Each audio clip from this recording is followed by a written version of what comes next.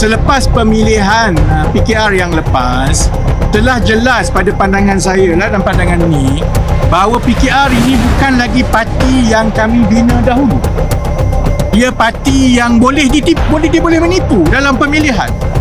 Maksudnya, dia buat apa pun dia boleh tipu. There's no point to be in a party that does not have a sense of justice, a sense of fairness. Siapa yang ada duit, dia boleh bayar, dia jadi ada kuasa kan.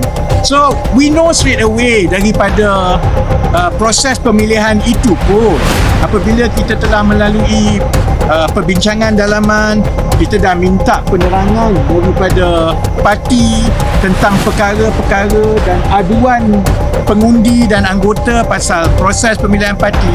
By then you know straight away it was the end of the road, because kita memang tak nak dah duduk dalam PKR. Tetapi kita ada banyak-banyak pertimbangan lah.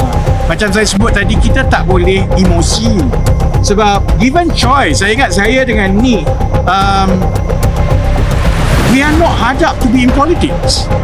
So if we were to be in politics and to continue to be in politics, it must be for the right reason above our interest. Sebab itu yang kami mengambil masa 1 tahun sebenarnya.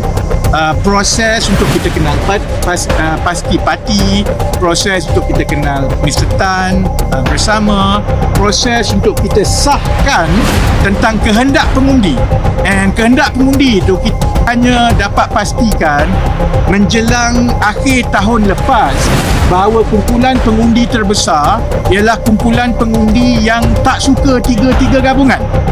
By then it was very obvious bahawa kehendak itu adalah kehendak yang signifikan dalam masyarakat. So then I think it was worth doing this. Jadi keputusan untuk teruskan dan no turning back itu, saya ingat dalam Januari macam itulah, Januari 2026. So it was a long process. Sebab itu dia mengambil masa 1 tahun.